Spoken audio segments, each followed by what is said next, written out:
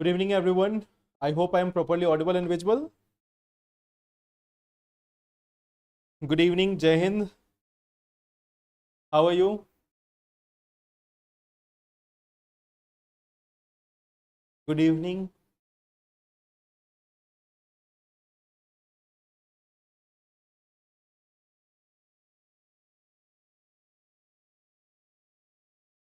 So, a very good evening to all of you. I hope you are doing well, all of you. Good evening.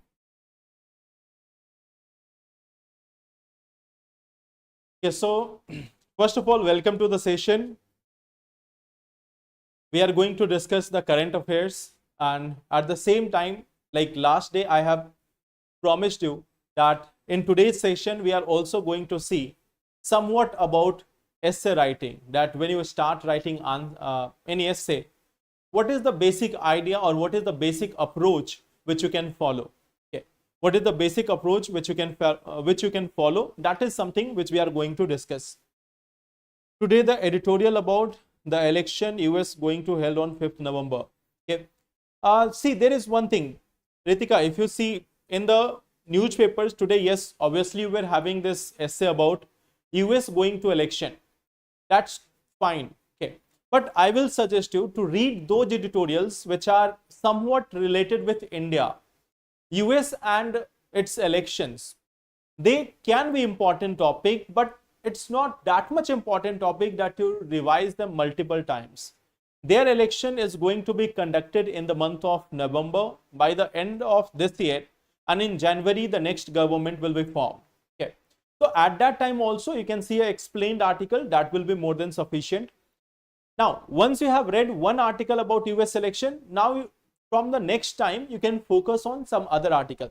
Okay, so something which is very much hyped also, we don't have to see it multiple times, like what's happening in US election or other thing. So instead of that, there is another article that was about sickle cell disease in India. So if you read that, that will be useful for your GS. Okay. Good evening. Yes, Sumit, I have seen some essays and many of you have written good points also, but I have not been able to see all the things. I have only seen some of them, but yes, I will see it in this week, in this weekend itself. Like on Thursday, there are more classes, like Adhyan Batch classes also there related to current affairs and some other classes. So on Friday and Saturday, I will see it and will respond. Okay.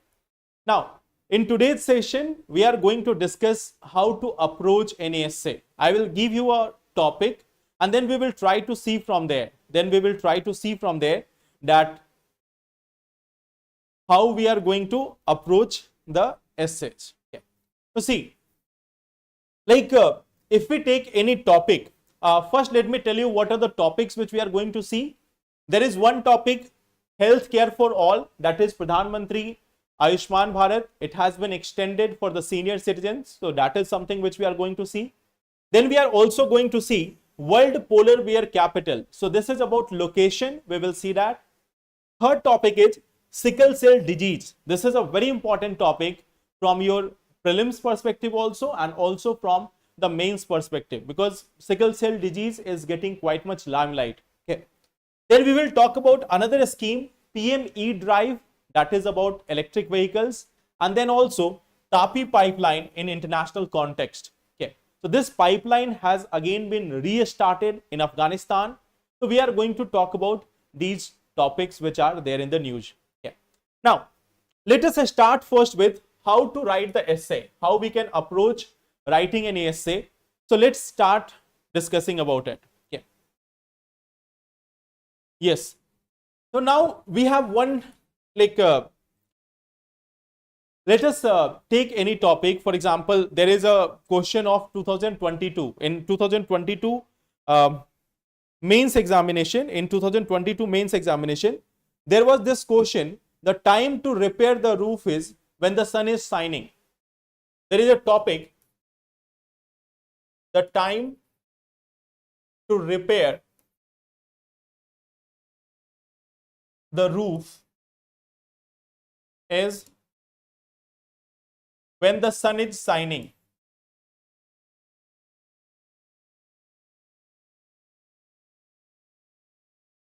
The time to repair the roof is when the sun is shining.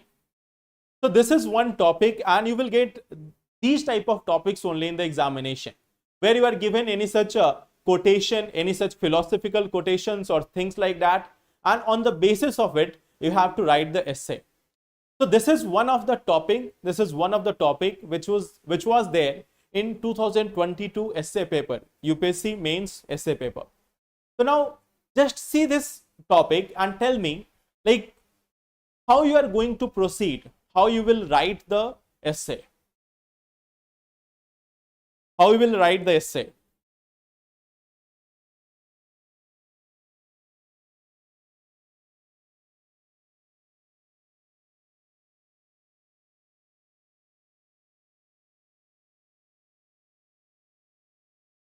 How you will approach this essay.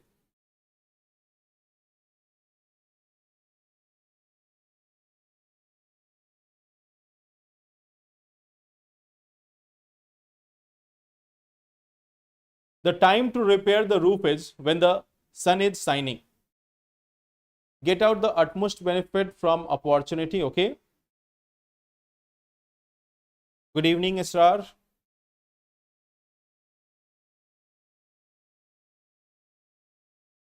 Something needs to be at the right time. Okay. Favorable opportunity. Okay. Anything else?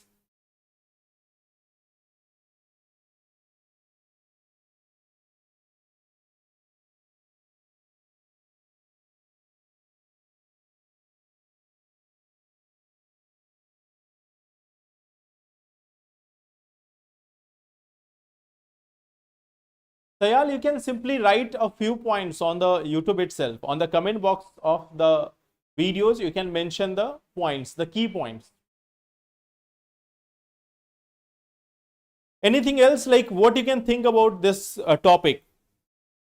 What you can think about this topic? Using diagrams map, okay, but what type of map or what will be the content? What will be the content? Okay, you have given example like get the benefit from our demographic dividend. Okay, good point. Anything else?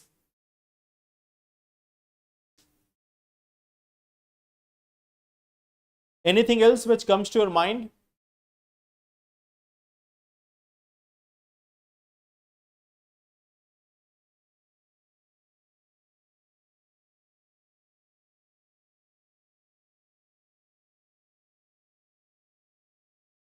Take out the best of any situation when it is in our favor at any point of time. Okay.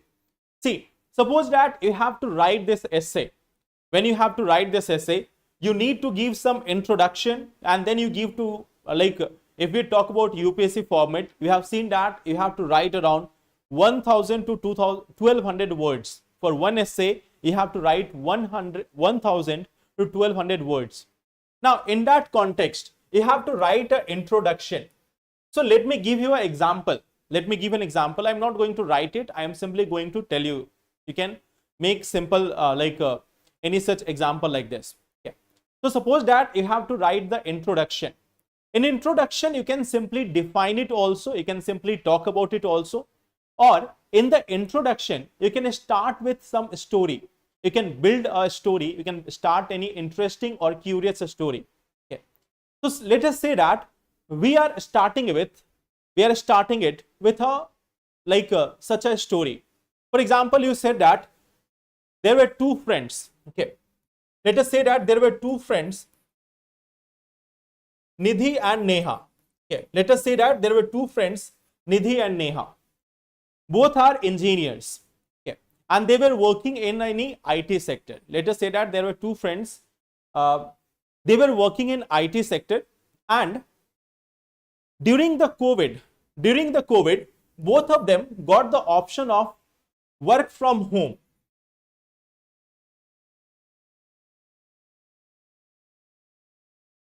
Let us say that during this COVID time, during the 2020 period, both of them got the option of work from home.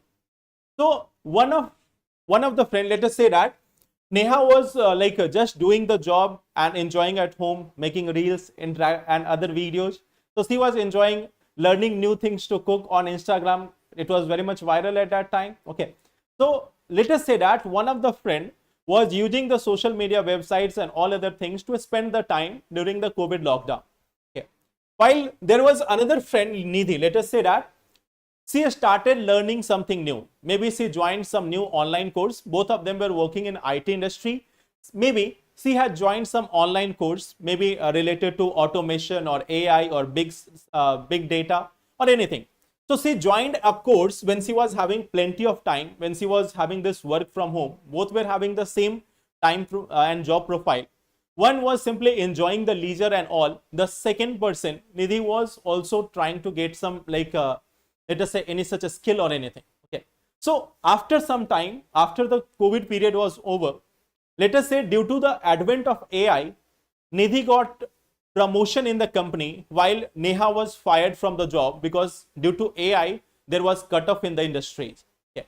So one of them, Nidhi got the promotion in the job because she has learned something new. She has acquired some new skill, and whereas Neha got fired from the job. So this is like an imaginary story which we have created, that two of them were working. One utilized the opportunity. She got something beneficial. She started to acquire new skills. She acquired new skills and she got better promotion. Whereas the another girl, she was just enjoying the leisure period and didn't add something to her resume or to her skill. So she suffered the burn of the cutoffs. So from here, you can again link it that the time to repair the roof is when the sun is shining. When you have the favorable opportunity, you need to learn something, you need to engage with something, you need to enhance yourself, you need to upgrade yourself. Okay. So this is how you begin a story. Like I have given you a fresh story of the present time. You can take any story from childhood or UPSC preparation or anything like that. So you can make a story just like this at any point of time. So once you have done this story part, now you have set a curious timeline or a curious paragraph. The people who are reading your essay, they will now be having that curiosity that this person has an interesting way to tell the story. This person has an interesting way to tell the story. So that is how in the introduction you can have any such story or any such narration. Then come to the second part. Now the question is, when you are writing any such thing, how you will diversify your ideas, how you are going to add some more points over there. So here are certain suggestions. Like when you are talking about these things, you can take examples from various dimensions of your GS subject. Like you can connect with history. Okay. That you can give any such example. You can give any such example that if we talk about the European countries, okay, if we talk about the European countries or if we talk about other countries, what they did during the medieval phase, once they have got some reform in their country, they started working on enhancing themselves, upgrading themselves, and they started to explore the world. When they started to explore the world, they got various opportunities, vast opportunities, and they rebuild. Rather than that, they have expanded their empire to almost in the entire continents, in almost all the continents. So they were working when the entire world was enjoying the luxury of monuments and everything. They started rebuilding things. They started working on scientific breakthrough. So that is an example in the history that if you work on something, when you are in a favorable position, you are not simply enjoying the leisure, you are working towards it, so that in the future you will stay prepared for it. So that is one thing which you can take from history. You can take any example from history of India also. You can take any example from history of India also or around the world also. So this is one thing, like you can connect it with history. Then you can connect it with even other parts. For example, you can connect it with society. Okay. You can connect it with society. Okay. That from time to time, we are also instilling some values in our society. Okay. Take the example. If you compare if you compare again the nations of the world, you might have seen that in India, we started to change our society in the later Vedic period or in the ancient India. If we talk about the Mauryan Empire or Gupta Empire, you can see at that time we started to transform our society. We started focusing towards multiple things, towards science, towards astronomy, towards philosophy. And you can see that in the ancient times, India emerged as one of the most dynamic civilizations of the world. Why? While the entire world was going towards orthodoxy, when the entire world was not even aware about many things, we had various religious philosophies at that time. We had various scientific breakthrough at that time. So society has upgraded, and that society, you can see, that's why Gupta period was known as the golden period of Indian civilization. So there also you can connect that when society upgrades itself, when society starts to prepare for the worst, then it definitely is outshining the other civilizations or other part of the world. So there also you can connect. You can connect it with geography also. You can connect it with geography also. Like you can talk about the building of smart cities, or you can talk about sponge cities, that some countries are working towards development of sponge cities, or some countries are working towards development of smart cities which can offer better solutions. Otherwise, what will happen? That during the rainfall, the entire streets, the entire city gets flooded and people have no option. So even in urban planning, you can give some good examples that how if any city or if any place works in the best time, how it is prepared for the worst. How it is prepared for the worst. You can take examples from polity also. Okay. Similarly, you can talk about international relations. You can talk about governance. You can talk about economy, environment, science, ethics.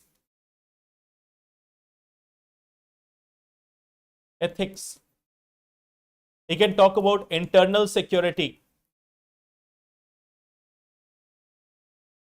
You can talk about disaster management. Okay. So these are some of the dimensions where you can explore it. At the same time, you can also look at some angles. Like you can talk about women. You can talk about children. You can talk about youth. Okay. So these are also the dimensions. It's not that in all the essays you will use this, but try to find out that in which particular topic of essay, which are the dimensions which are suitable. Whenever you find something suitable there, like you can talk about, for example, if we talk about this essay, you can talk about student life also. You can talk about student life. You can talk about economic preparation. You can talk about disaster management. So wherever you find the suitable dimension, you can add it there. In one dimension, you can first argue a point. You can give examples to substantiate your things. Okay. So it goes like this. You first make a thesis. Okay, you first make a claim, then you argue about it, give arguments, and then you give some example. Okay, like you can say that the essence of timely work is very much necessary in a student's life. Then you can give some arguments in support of your things. Okay, that for example, the students have to manage their time for examination effectively. When there is leisure time, they have to acquire new skills or acquire new things. So these arguments you can give in support, and then you can make any such example also. Examples, if it is real, then also good. You can also make hypothetical examples.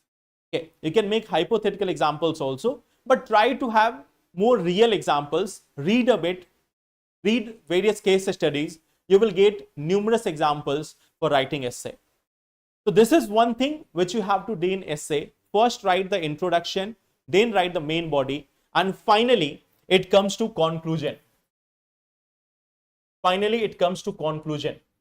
The conclusion has to be brief. First thing is it needs to summarize your viewpoint. Summarize your viewpoint. Okay. There may be times when there is a question. For example, if there is a topic like this, science a boon or bane, question mark. Okay. Science a boon or bane. Or for example, there is a topic, digital education, a boon or bane. So then there is a question mark. So in that you have to give your opinion also. In question mark like essay topic, you have to also give your concluding remarks. Okay. So concluding remarks or opinion has to be provided. Concluding remarks or opinion. It should be balanced judgment. Balanced judgment. Forward looking,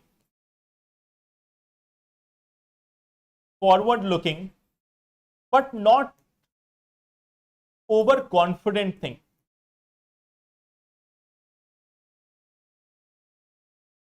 It should be forward looking, it should be optimistic, but it should not be like, yes, we are going to surpass all the nations in just 10 years. Suppose you write something like this in essay, then that will be more like a hypothetical thing. So be true. Be true in the conclusion. That is the main idea. Okay. Clear?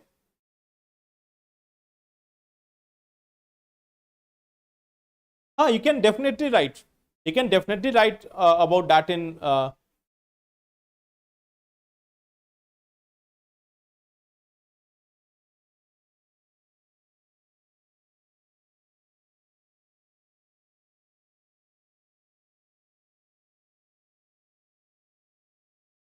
Can we use British glory? Yes, you can. Yes, Ritu, that's why I have given you a story. So is this clear how you can approach essay? See, for essay, we will have many sessions, but in short, I can give you this idea. So I think Ayush has asked last day that how we should start writing essay, or someone of you have asked this last day. So I think now you can write essay.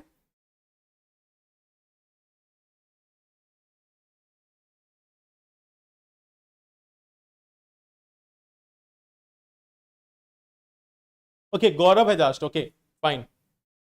Okay, so I am giving you one topic for practice. The topic is very much simple. Green revolution is essential for life.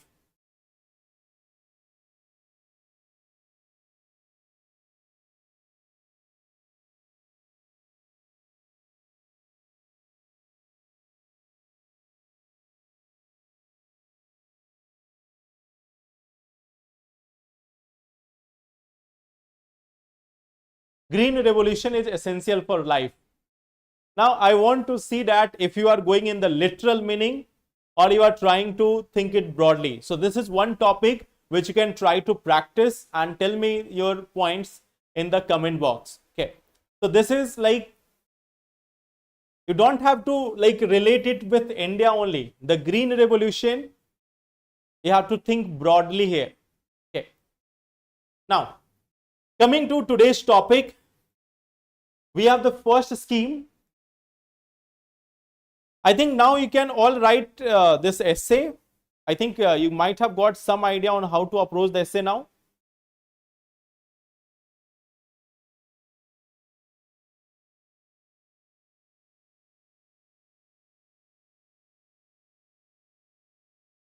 Relate environment. Yes, you will have to relate environment.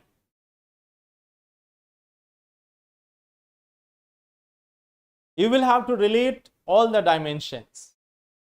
You will have to relate it with different demography. You will have to relate it with the future. Okay, so now let's come to today's topic, health for all, PM Ayushman Bharat. Okay, basically what is the context? the government has approved health cover for all aged 70 and above. So we have discussed PM Ayushman Bharat scheme or Ayushman Bharat Yojana in past also. Can you tell me what are the two components of Ayushman Bharat scheme? What are the two components of Ayushman Bharat scheme? We have discussed about this in the previous lectures also on the YouTube only. Okay. So can you tell me what are the two components of it?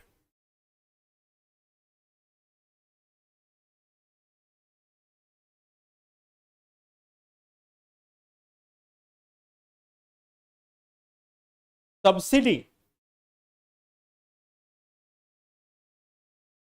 Subsidy is provided for purchasing something.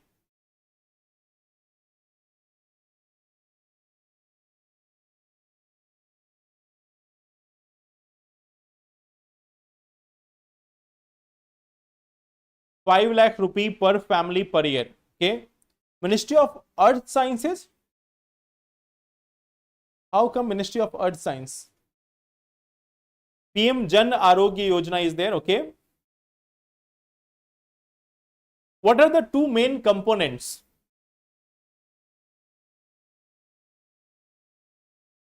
See, if we talk about PM Ayushman Bharat scheme, there are two components. One is health insurance. One is the health insurance component. Okay. One is the health insurance component. There is another one that is about the wellness clinics. One is about wellness clinics, and the other is about health insurance. So these two are very essential components. Yes, healthcare in the form of health insurance, and then we have also the wellness centers which are to be established. Means the healthcare facilities, the hospitals which are to be established for primary diseases. So sorry, for primary treatment facilities, primary healthcare facilities that are to be provided. Now, government has decided that the benefit of this health insurance scheme will be now provided to all senior citizens aged 70 and above, irrespective of income, under this Ayushman Bharat Pradhan Mantri Jan Arogya Yojana. Okay. So now what is going to happen, that all those who are above the age of 70 years, they will be entitled to Pradhan Mantri Ayushman Bharat Yojana, the health insurance, if there is age is 70 years or above, irrespective of whether they are BPL or any other category. Okay. So now this has been simply done, that they will be getting health insurance irrespective of the age. Okay. It is expected that it will benefit nearly 4.5 crore people. It is going to benefit nearly 4.5 crore families. Okay. And it will provide 6 crore senior citizens a 5 lakh free health insurance cover. Okay. So see, like now the senior citizens will be entitled to a 5 lakh rupees health insurance. Okay. So this is one thing which is being provided to senior citizens, all those who are above 70 years. Okay. Now there is another part. There is another very important part. Those senior citizens who are belonging to family already covered under this scheme, they will get additional top-up cover up to rupees 5 lakh per year. Okay. So now they have this facility that suppose that there is a family which is already part of this Pradhan Mantri Jan Arogya Yojana. If they are already part of it, but they have some senior citizen who are above the age of 70 years or of the age of 70 years, those senior citizens, they are going to get additional top-up of rupees 5 lakh for themselves. Okay. So it means simply that all the senior citizens who are 70 years or above, they will have this health insurance of now 5 lakh rupees. Okay. So that is one thing which are for them. All other senior citizens aged 70 and above will get a cover up to rupees 5 lakh per year on a family basis. Okay. So this is some new change which has been incorporated under this Pradhan Mantri Jan Arogya Yojana, Ayushman Bharat Jan Arogya Yojana. Okay. Now, if we look at this scheme, so I have already told you there are two parts, health and wellness center. We have discussed this in the past also. And there is Pradhan Mantri Jan Arogya Yojana, whereas 5 lakh rupees per family per year for secondary and tertiary treatment. Remember this point very much clearly. It is for secondary and tertiary care hospitalization. It's not that if you are having simple fever and all, you are going to primary healthcare unit and there also you will get the benefit of this Pradhan Mantri Ayushman Bharat Jan Arogya. It is for secondary and tertiary treatment. Okay. Now, so this is like 5 lakh per family per year. Okay. So that is also one thing. Okay. 3 days of pre-hospitalization and 15 days post-hospitalization expenses like diagnostics and medicines, they are also being tackled here. No such restriction on family size, age or gender. We have discussed it previously also. And all pre-existing conditions are covered from day one. That is also one of the remarkable thing. In many of the private health insurance, it is generally seen that pre-existing conditions are not covered. But in Pradhan Mantri Ayushman Bharat Jan Arogya Yojana, all pre-existing conditions are covered from day one. Okay. And public and private hospitals, both are there. Some of the private hospitals are also impaneled, means are on the list of this. There also treatment can be done. Okay. So this is about Pradhan Mantri Ayushman Bharat Jan Arogya Yojana. Okay. So this is the first scheme which we have to see. Remember one thing, what is the major change? All those who are of 70 years or above, now they will get a 5 lakh rupees insurance benefit per year. Yeah. Now, there is another article which is there in the Hindu, and that is world's polar bear capital. Can you tell me which town is known for being called as the polar town capital? Polar bear towns.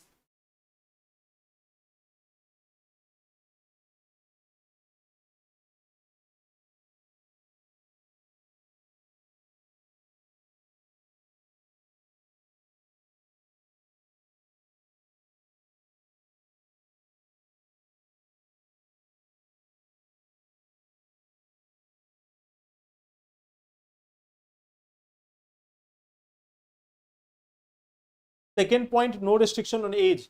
See, there is no restriction on, earlier also those who are above the age of 70 years, they were getting it. But there was a condition of income. There was a condition of income that there will be only some people who will be eligible for this Ayushman Bharat Yojana. All the people were not all those from different income groups, they were not the beneficiary of this Pradhan Mantri Ayushman Bharat Jan Arogya Yojana. Now the thing is, now they will get this benefit if they are above the age of 70 years, even if they have a very high income range. Okay. So even the Ambanis, they can now go for this Ayushman Bharat Yojana. Okay.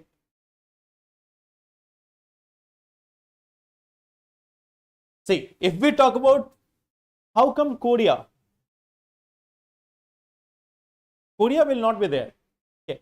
If we talk about this, we have a small town here. The town's name is Churchill. This is a town in Canada. It is called as the polar bear capital of the world. Okay. And this town is very having very small population of just around 800 people. Okay. Earlier there were large number of people, then due to missile attacks and all, people started fleeing away from there, and that's why it now has become one of the favorite destination of the polar bears. So its population is less than 1,000 also. Many a times its population is declining also. So this is the area Churchill, which has been hailed as the polar bear capital. It is there in Hudson Bay. Okay. It is there in the Hudson Bay near this Canada. Okay. Hudson Bay is there. So this location is here. This is the location of Hudson Bay, and in this area here in Canada, we have the area called as Churchill. Okay. So a small area, Churchill, that is known for this being called as the polar bear capital. Okay. Now, if you look at the polar bears, they are the largest carnivorous land mammals on earth. Okay. Land mammals. If we talk about the land-based, and carnivorous mammals, you will find that polar bears are the largest one. They feed upon the seals which are found in the polar areas. Okay, and they are only bear species considered to be marine mammals, as they spend most of their lives on sea ice of the Arctic Ocean for their food and habitat. Okay. So although they are land-based mammals, they also behave as marine mammals. Why?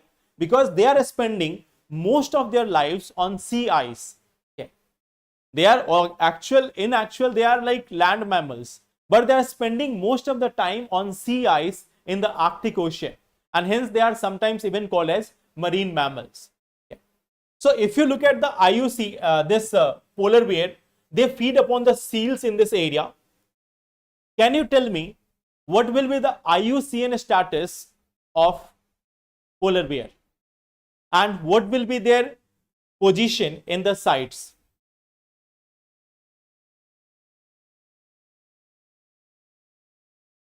See, the PDF of this discussion is made available in a group which is KGS IAS. Okay. There is a Telegram group of KGS IAS, okay, on Telegram. Okay. So there you will find the PDF.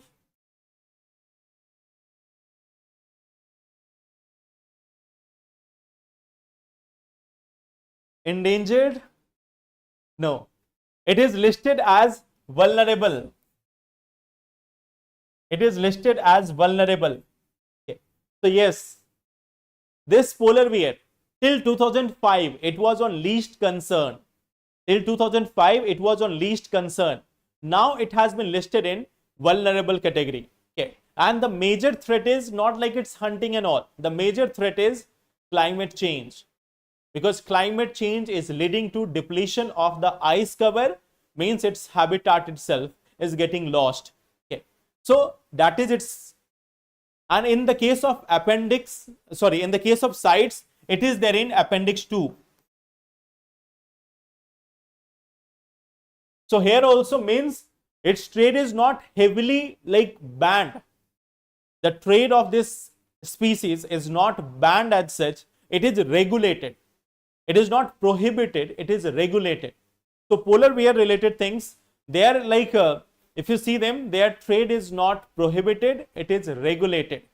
So that is also one of the remarkable thing about polar bears. Now, see this part here. Polar bears are found mostly near the European countries, or in the Arctic region. Okay.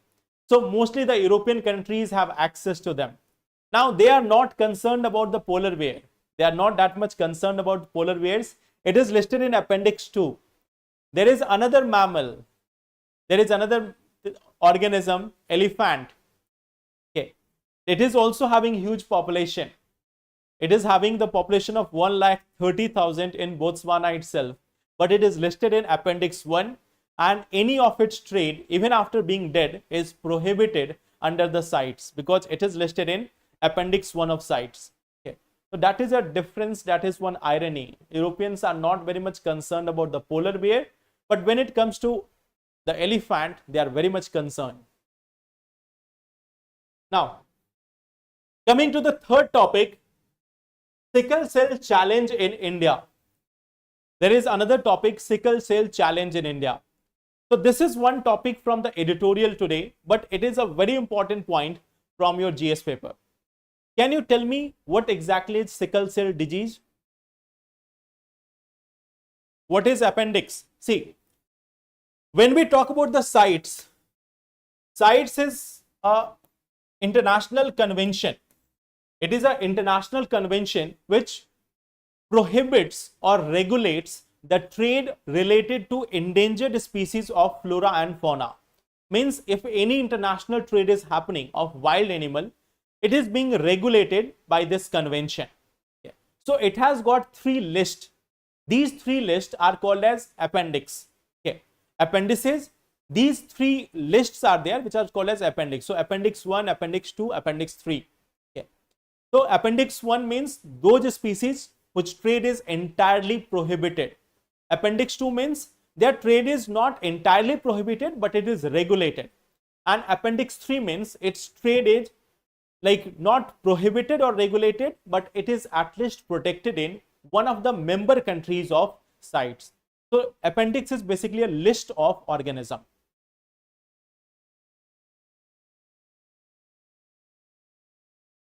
Tell me about this one. What is sickle cell disease? Shortage of RBC, okay. Anything else?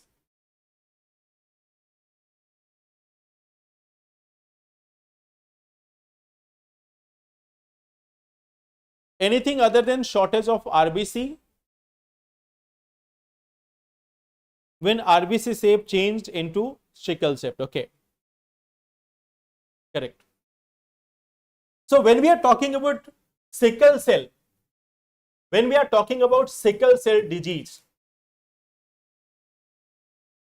it is one such genetic abnormality.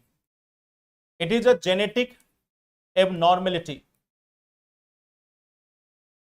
In this case of sickle cell, what we see that the red blood cell get reshaped or deformed into the form of a sickle. Okay. RBCs become sickle shaped. RBCs become sickle shaped. So it is like, suppose if we are talking about the RBCs, you know that the RBCs are responsible for, these RBCs, they are responsible for carrying out the oxygen in the blood. Now, these are generally oval shaped and they can easily pass through the arteries. And they can go to deliver the oxygen at multiple locations. So RBC are blood cells responsible for carrying the oxygen.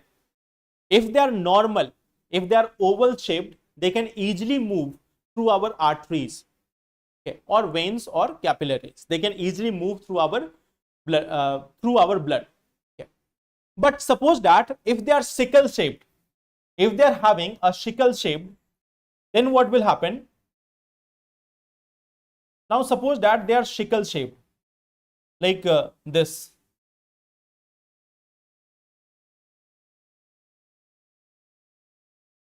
Now when they are going like this, they may get stuck here.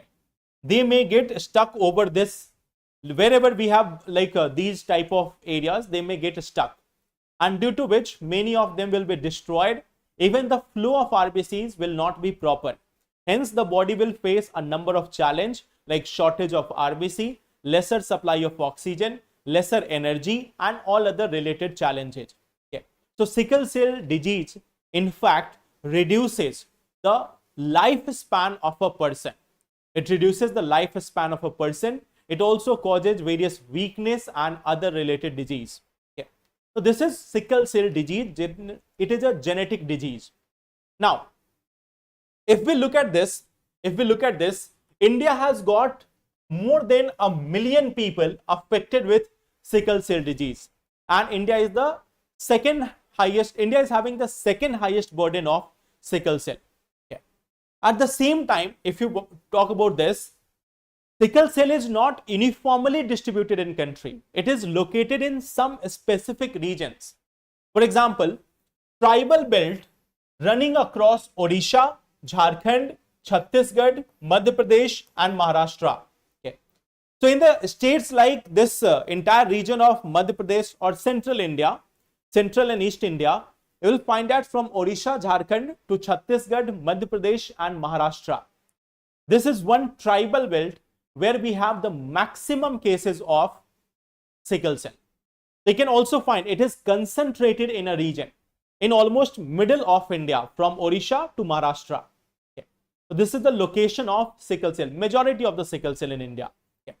Now, if we talk about this, it is caused by genetic abnormality. If both the parents are having this sickle cell deformity in their genes, then it will be transferred to the next generation. It may get transferred to the next generation and that will cause the challenge.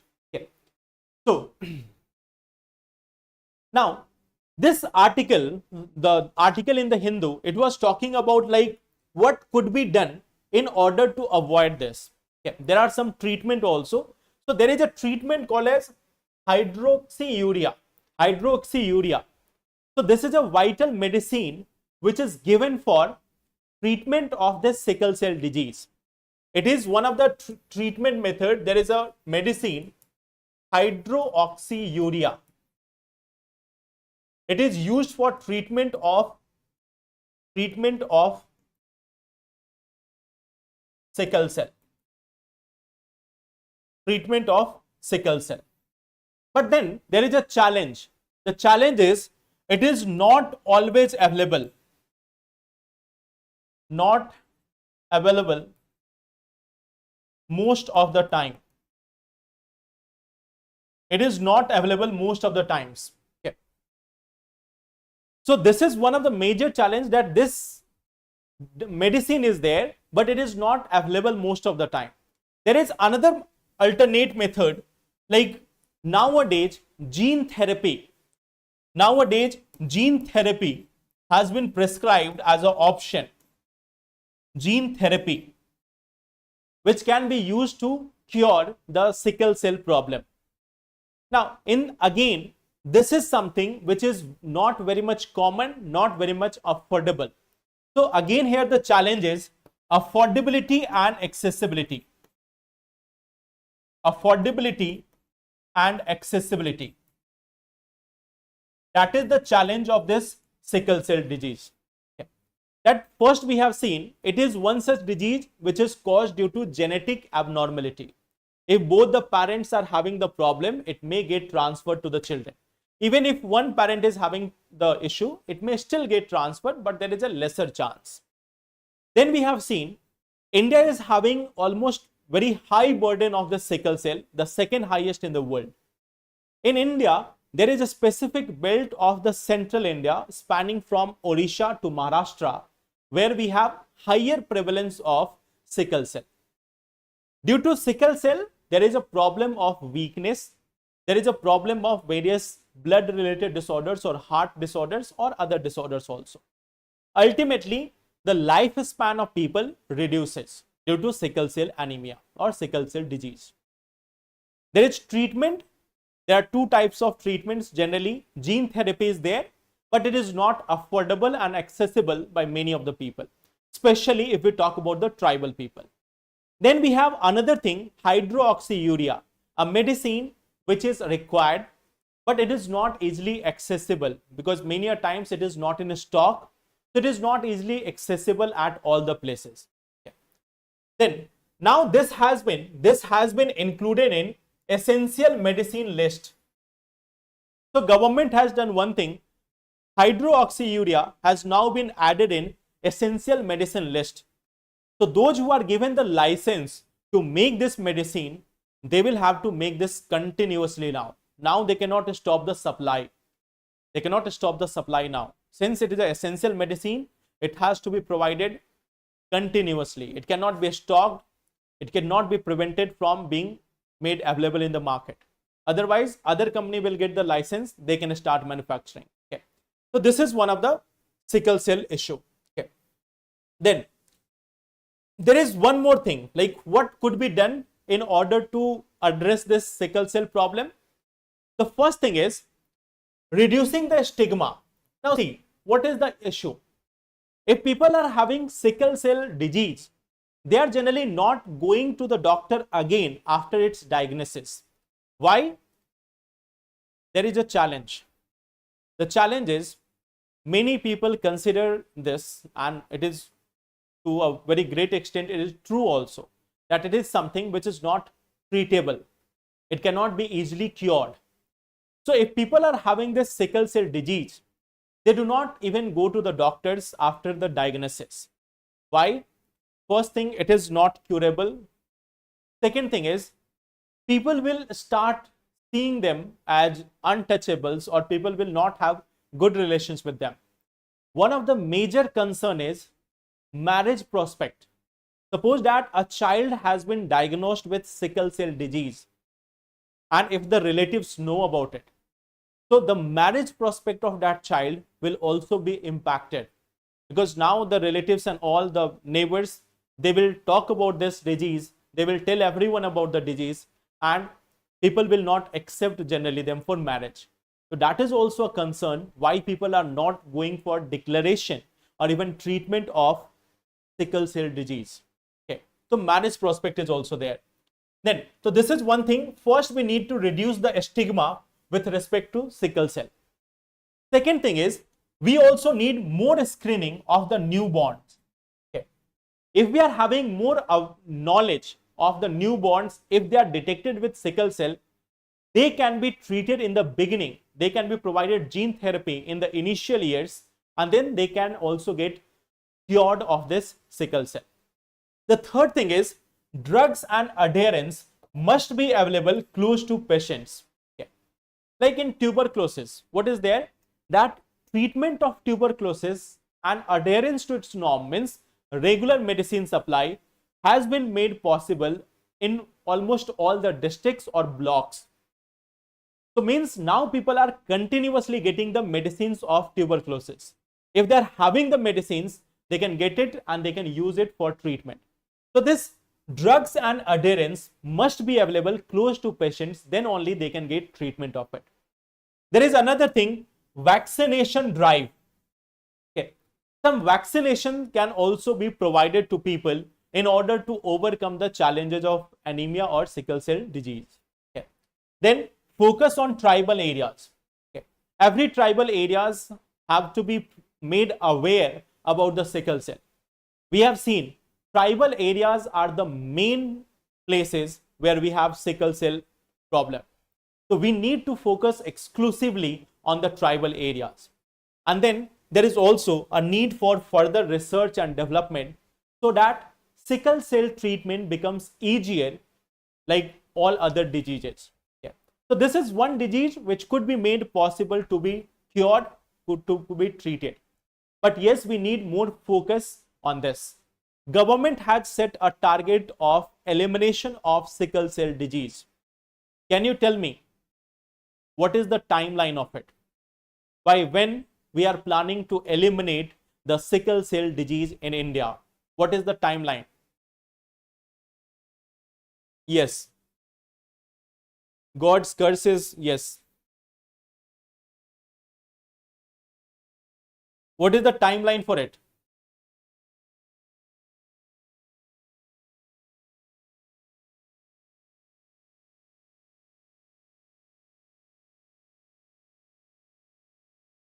Yes, correct. We have a target of elimination of sickle cell. Elimination of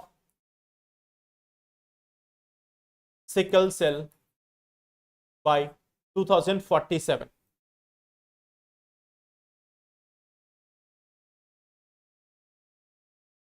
Clear? So this is also one of the topic, sickle cell anemia. Coming to the next one, PME drive. Okay. So this PME drive stands for Pradhan Mantri Electric Drive Revolution in Innovation Vehicle Enhancement. Okay.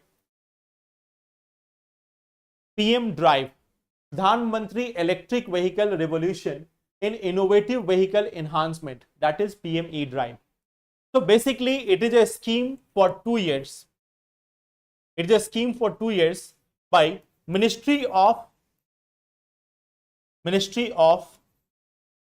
Heavy Industries. This is a scheme for 2 years by Ministry of Heavy Industries. So this has got a new scheme, PME drive. Okay. Now, what is this PME drive all about? Okay. It is going to support mostly the modes of public transport. It is going to focus mostly on public transport and related infrastructure. So what is going to be done under this scheme? Okay. Like this is going to provide for procurement of electronic buses. There is going to be procurement of electronic buses under this scheme. Okay. Then setting up more than 72,000 charging stations for electronic vehicle batteries. Okay. So one component is procurement of electric vehicles. Second, electric buses. Second is about setting up of charging stations, 72,000 charging stations. Okay. At the same time, if we talk about it, there is subsidy or demand incentive which is going to be provided for certain type of vehicles, like the two-wheeler, all electric vehicles, for the example, two-wheelers, three-wheelers, ambulances, trucks to the buyer. Okay. So if anyone is purchasing two-wheeler or three-wheeler, ambulance, trucks, etc. So they are going to get some subsidy by the government. A sum of around 3,679 crore has also been allotted for this purpose. Okay. So Ministry of Heavy Industries has come with this. It is going to be valid for 2 years. Okay. There will be procurement of around 14,000 buses, not for the entire country, for some specific regions. These regions are Delhi, Mumbai, Kolkata, Chennai, 4 metro cities, plus Ahmedabad, Surat, Bangalore, Pune and Hyderabad. Okay. So for Ahmedabad also, Surat also, Bangalore, Pune and Hyderabad, these areas are going to get the e-buses. 14,000 e-buses are going to be provided. So even charging stations will be provided in select cities, so that people can have this confidence that if they are going with this e-vehicle, they will not have the issue of lack of charging station. Okay. So for that, in various other cities also, charging stations are going to be provided. Okay. So that is the main theme of this PM E-Drive, a scheme for enhancement of these electric buses or vehicles in India. We have another scheme for this, FAME scheme. FAME scheme is also there. What is the FAME scheme for?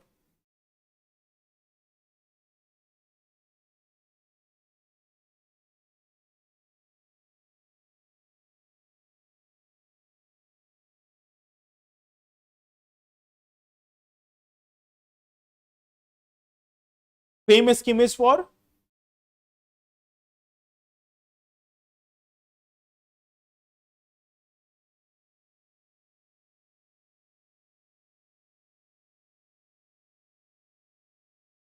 anyone? What is the FAME scheme for?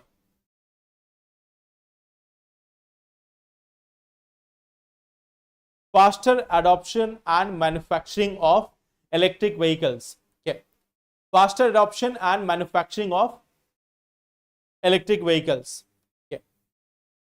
So this is the FAME scheme by the same, on the same principle of promoting the electric vehicles. And now we have got another scheme, PM E-Drive, for the same purpose. Okay. One more topic. Okay. There is a Tapi pipeline. There is a Tapi pipeline, and it is going to be its operations has commenced from last day, that is Wednesday. Last day it was 11th, yes, 11th of September. Okay. So from then we have this Tapi pipeline. So you can see, if you look at this location, it is a pipeline spanning 4 countries. One is Turkmenistan, then we have Afghanistan, then we have Pakistan and India. So 4 countries and this pipeline. This pipeline was started in 2015 itself. In 2015 itself, this pipeline was started. It was supposed to be finished by 2018 itself. But due to multiple hurdles, due to multiple roadblocks, it could not happen. And then after so many years, now in 2024, again, the construction of pipeline has started in Afghanistan. Okay. It has been completed in Turkmenistan. Now the construction has started from yesterday in Afghanistan. Under this Tapi pipeline, there is a natural gas field, Galkin's natural gas field, which is located in Turkmenistan. So from here, a pipeline will be going. It will pass through Afghanistan, Pakistan, and also come to Fazilika in Punjab in India. It will be connected to Fazilika in Punjab in India. Under this Tapi pipeline project, the 42% will be provided to India, 42 will be provided to Pakistan. Okay. India and Pakistan will get equal share of gases, 42% each from Turkmenistan. The remaining 16% gas, it will be provided to Afghanistan.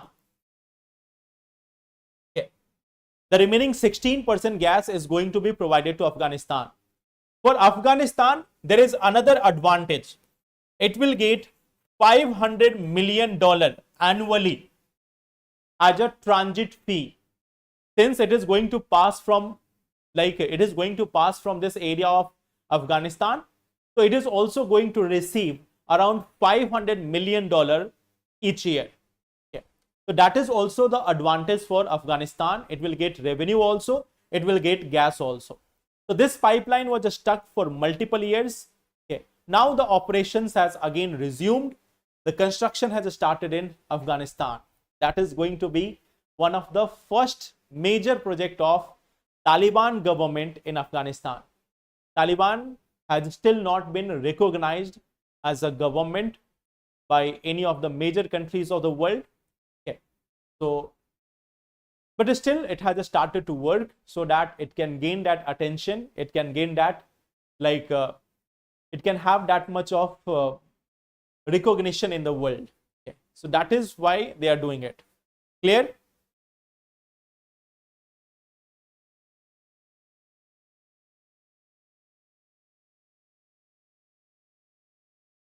So how many of you are writing the essay?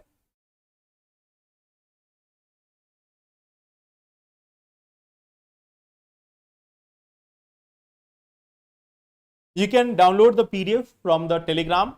Okay. From there you will get this option to download the PDF. Tomorrow again we will meet and then we will discuss the remaining things. Okay. So thank you so much and take care. Thank you.